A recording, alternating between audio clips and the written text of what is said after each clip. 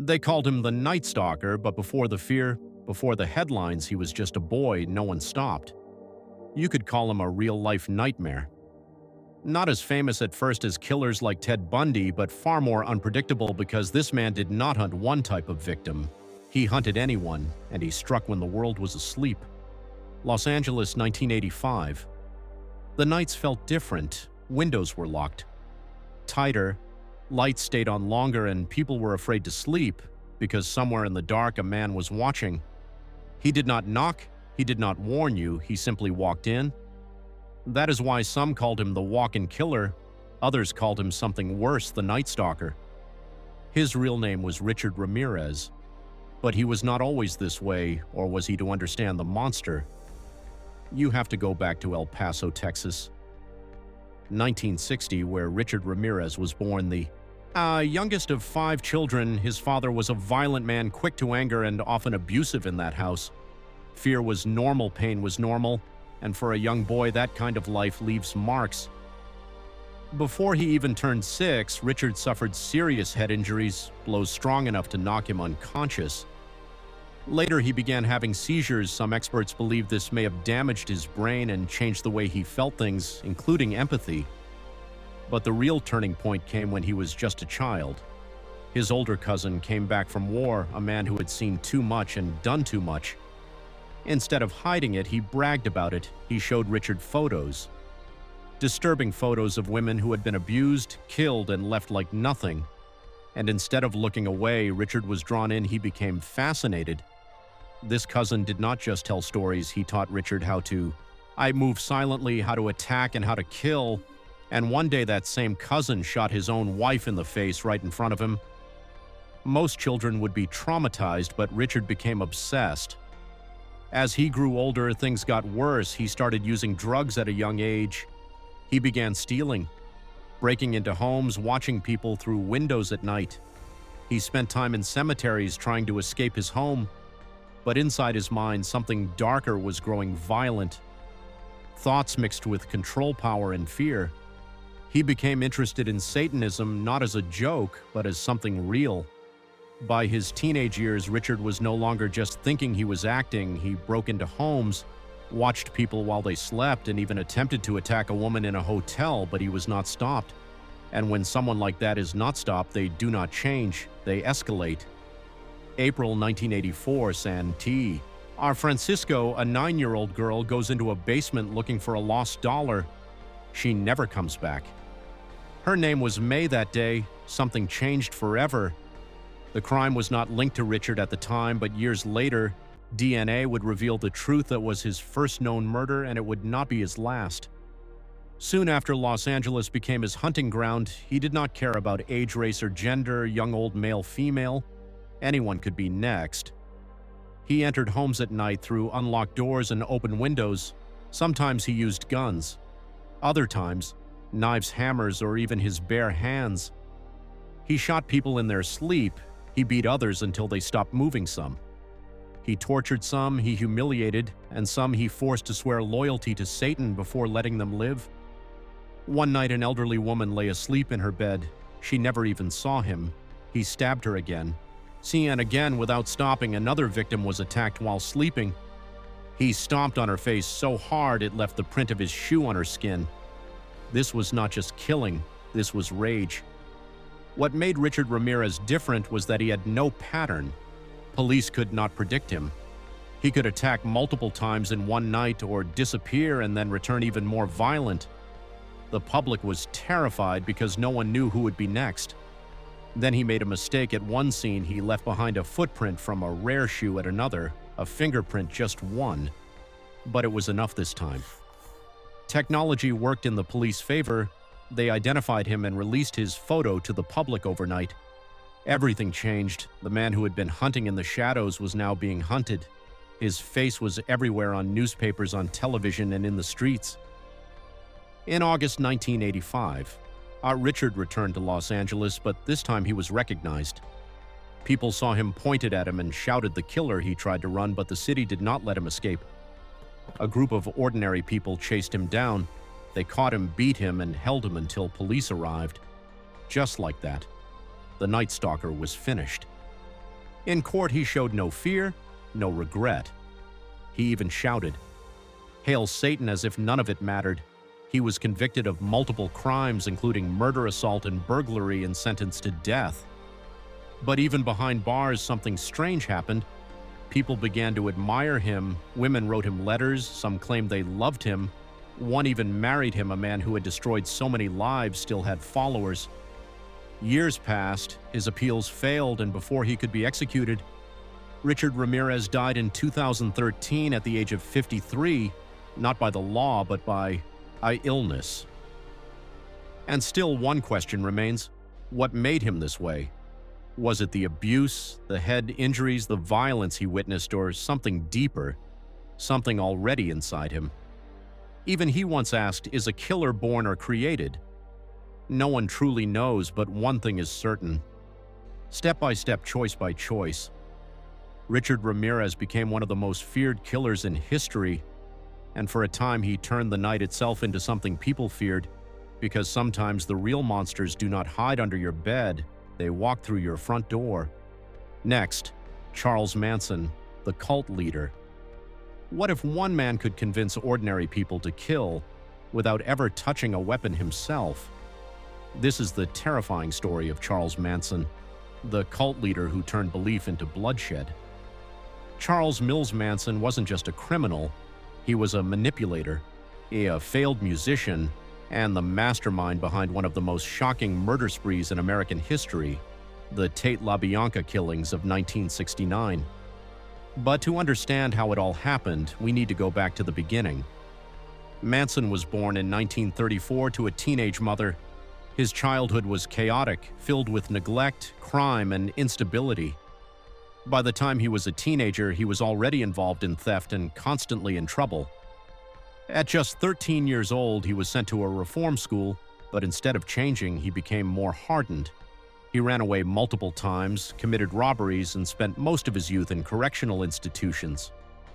By his early 30s, Manson had spent more than half his life behind bars. In 1967, after being released from prison, Manson moved to San Francisco during the height of the hippie movement. There, everything changed. Using drugs like LSD, combined with twisted interpretations of religion and music, Manson began attracting followers, mostly young and vulnerable women. He positioned himself as a spiritual leader, a guru. This group would later become known as the Manson family. Manson preached about an apocalyptic race war he called Helter Skelter, inspired by songs from the Beatles. He convinced his followers that chaos was coming and that they had a role to play in it. At one point, Manson tried to break into the music industry. Through Dennis Wilson of the Beach Boys, he even recorded songs and got close to industry figures.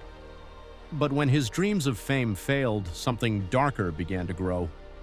Rejected, angry, and increasingly unstable, Manson shifted from wanting recognition to wanting control.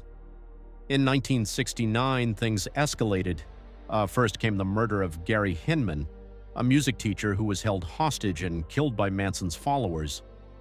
Then on August 8, 1969, Manson gave a chilling order. His followers were sent to a house in Los Angeles with one instruction: destroy everyone inside. That night, actress Sharon Tate, who was 8 months pregnant, and 4 others were brutally murdered.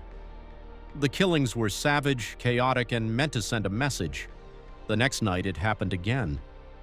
Leno and Rosemary LaBianca were murdered in their home, with disturbing messages written in blood on the walls.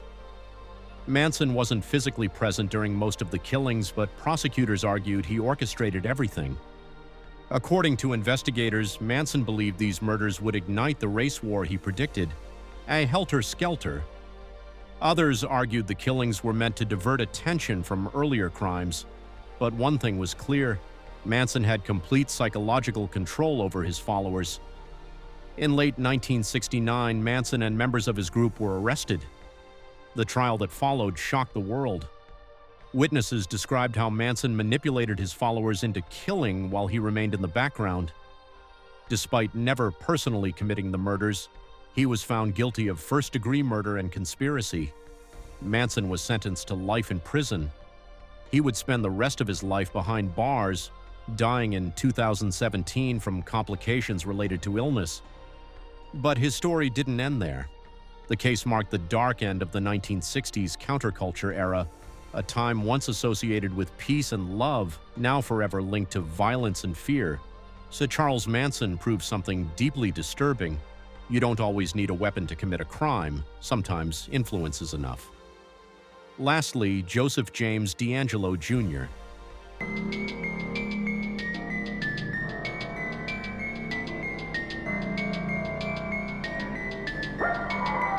Imagine this. You're asleep in your home. It's late, quiet, safe, or at least you think so. Then you hear it, a faint creak, a shadow moving where no one should be. Before you can react, a flashlight blinds you. A voice whispers in the dark, "Do what I say, or I'll kill you." This wasn't a nightmare. This was real. For over a decade, one man turned entire neighborhoods into hunting grounds. A man who wasn't just a criminal, he was a police officer. His name was Joseph James DeAngelo Jr., known as the Golden State Killer. By day, he wore a badge. He enforced the law. He smiled. He blended in. Neighbors saw a normal man, a husband, a father, someone you would trust without question. But behind closed doors, he was something else entirely. A prowler, a predator, a nightmare moving silently through the night. And no one knew. Not his family, not his colleagues. The terror began quietly in 1974 in California. At first, it looked like simple burglaries, coins missing, drawers opened, clothes scattered. But something was wrong. The intruder wasn't stealing valuable things. He was studying the homes. He moved objects, rearranged rooms. He left behind a feeling of being watched. Over time, it escalated. Dozens of break-ins, then hundreds. He always found a way in. Then one night, everything changed. A father heard a noise and stepped outside. He came face to face with the intruder. There was a struggle, then gunfire. The father collapsed and died. The burglar had become a killer.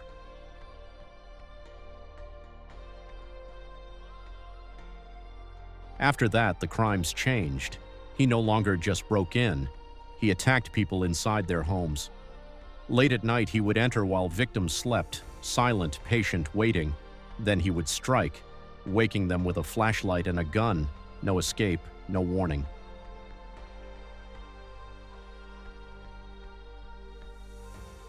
His method was calculated and cruel. He would force couples to follow his commands. The woman would often be forced to tie up the man. Then he would tie her up as well. He would stack objects on the man and threaten him. If anything fell, he said he would kill them. Then he would take the woman into another room, and hours of terror would follow. He stayed in homes longer than expected, eating their food, drinking their drinks. Sometimes victims thought he had left. Then he would return from the darkness.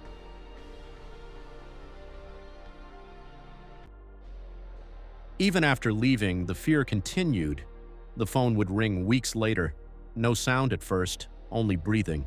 Then a whisper, a threat. He was still watching, still controlling them. This was not random violence. He studied victims carefully. He watched homes for days or weeks. He learned routines and habits. He chose escape routes in advance. Everything was planned. Nothing was accidental. The most disturbing part was his job. He worked as a police officer during part of this time. He understood investigations. He knew how detectives worked. He knew how to avoid being caught. The hunter hunting him was also him. The attack spread across California, different cities, different counties, same terror. No one felt safe. Locks did not matter. Alarms did not matter. He always found a way in. Then the violence escalated again. He began killing couples in their homes, brutal, fast, silent, no mercy, no hesitation, just darkness after chaos. Then suddenly it stopped. No more attacks, no more murders. He vanished. Years passed, then decades. The case went cold. But the fear never fully disappeared. The breakthrough years later, DNA technology changed everything. Old evidence was tested again. Connections began to appear. All the crimes were linked to one person, one unknown attacker.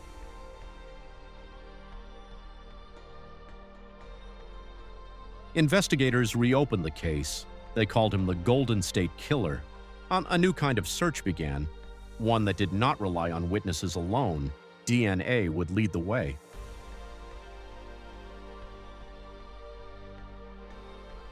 Investigators used genetic genealogy. They searched for relatives instead of the killer himself. They built a family tree step by step.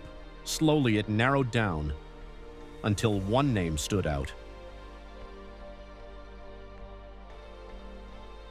In April 2018, police moved in. A 72-year-old man was arrested in his home.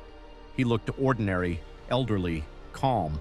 That man was Joseph James DeAngelo Jr. The Golden State Killer had been living in plain sight for decades. Neighbors were stunned. His family had no idea. He appeared normal, a father, a grandfather. But behind that life was something unthinkable. 13 murders, dozens of assaults, hundreds of break-ins.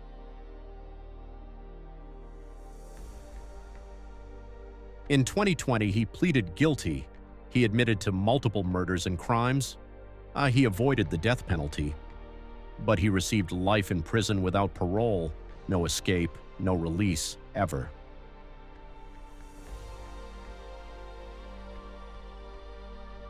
The most terrifying part of this story is not just what he did, it is how long he did it unnoticed. He was not a stranger hiding in the shadows. He lived among everyone else, smiling, working, blending in. Which means the real horror is this: monsters do not always look like monsters. So tonight, when you lock your doors and turn off the lights, remember this. Some nightmares do not hide in darkness, they live in plain sight.